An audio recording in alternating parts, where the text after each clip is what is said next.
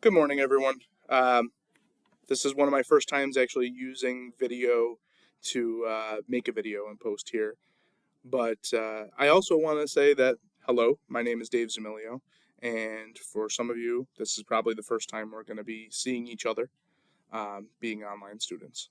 But this video here that we're doing today is all about understanding our dispositions and thinking about our self-assessment and how do we become better educators, what things do we require um, to be good educators and highly effective ones at that.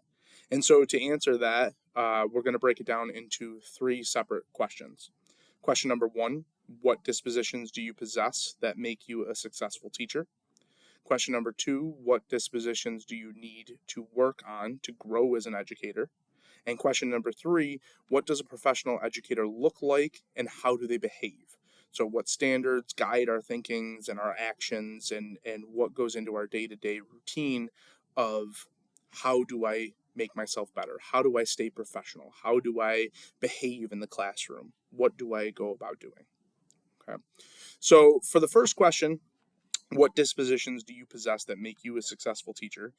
Personally, the best ones that I have are my patience when it comes to the students is number one. Okay. In my life, I have been told that, but especially by my wife, that I have more patience for children than I do for adults. And I 100% agree with that. It is totally true. And I do that very specifically because when you're a child, when you're growing up, you should be learning. You should be developing. You shouldn't necessarily know how to do everything or how to behave or how to act. And on top of that, you're a kid and kids have fun. Kids mess around. Kids play. Okay. But when you become an adult, there's a difference. By the time you're an adult, you know how to behave, or you should know how to behave. You know how to act. You know how to carry yourself. You know how to do things. And so when I see adults not really participating or doing what they're supposed to be doing or acting out in a certain way, yeah, I have a lot less patience. But when it comes to my classroom and the kids that I'm with, patience is a key virtue of mine. Another disposition that I have is empathy. I work in a school district where we have kids from all different kinds of economic backgrounds. We're kind of an inner city, lower level school district, and so you have kids that come from different paths in life. The school that I'm at, as I was growing up, um, had a reputation for being like a scary school. Oh, that's where the bad kids go. That's where this goes. But honestly, a 12-year-old is a 12-year-old. And if you just treat these kids with respect and empathy and understanding, I have some of the most fulfilling relationships with the kids that I've taught here at this school versus anywhere else that I've been. And I attribute that to the fact that I have my patience with my students, I have my empathy with them. And the third thing that I would say that I have is adaptability. I love to I hate to say it, but I love to wing it. Like we go with the flow. We go where the lesson takes us. I have a general idea of what I want to do for the day, of what we need to get through for the day, but I love when we go on tangents and we adapt to what's coming up and questions pop up and we're really actively participating in lessons and things. And so I think those three things especially are what make me a successful teacher. The second question is, what dispositions do I need to work on in order to grow as an educator? Well, the very first thing that comes to mind is to have a growth mindset. At my previous school, we did professional development stuff on having a growth mindset and how to change our outlook from something that is very stagnant to something that can grow and get better and better and better as we go on. On top of that, one of my biggest things in life is for all people to have self-awareness. And self-awareness is not something that you just have, it's something that you continue to grow and develop throughout your life. And so self-awareness and reflection, looking back, honestly understanding where you were coming from, what biases you might bring in, what strengths you have, what impact did you make, and then thinking about lessons in general, how well did that lesson go over? Did the material sink in? Do the students understand it? Did I do a good job of making sure that I am covering that information well enough? And so that is something that I try to work on every single day. And it's not something that I think you ever perfect. You get better, you continue practicing it, and you have to keep going with it if you're going to grow as an educator.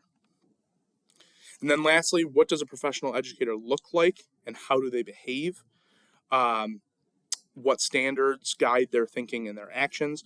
Well, as an educator, someone who is in this field, I believe wholeheartedly, you have to be committed. You have to be empathetic. You have to know your material. If you're going to teach it, you have to know it, and you have to behave with respect for everyone. Again, adaptability, it plays a key role in this, as well as integrity and being a real person, not faking it, not just phoning it in. If you're doing that in this field, you're in the wrong field. And so for a professional educator, these are the key things that they have to do in order to succeed, or at least that's what I believe. On top of that, I've touched on the empathy thing. For my personal classroom, goal number one always for me is to make sure my kids are comfortable in the room. It's a place where they want to be. It's a two-way road when it comes to respect. A lot of times there are students that give other teachers a really hard time that are fantastic for me because we have that level of respect where they're not going to try anything or do anything misbehaving because we respect each other. And so with those things in mind, I think that as far as what standards guide our thinking and our actions, I think that on a personal approach, our attitude, how we come into the classroom, as I've already stated, is key. Being present in the moment, welcoming all students, talking to them, asking them about their life, not just what's happening in the classroom. Behavior and actions on the other side of things is we want our classrooms to be student-centered. That's a big thing that my school pushes. We don't want a lot of teacher-led voice lessons. We want to see the kids interacting and the kids very much more student-centered types of learning. And to make sure that we are communicating well with the students, with the parents, with the administration, with other teachers in the building, and make sure that we are very clear in our behaviors and our actions and what is expected and everything else. So with all of that in mind, I think that is exactly what having a good professional disposition means as an educator, both to make you a successful teacher, to grow as a teacher, and little tips and tricks that I use to try to make sure I stay on track. I behave the proper way. My thinking and my actions are all aligned. So thank you very much. I hope this covers everything that you needed to know about me and about my disposition style, but look forward to seeing you.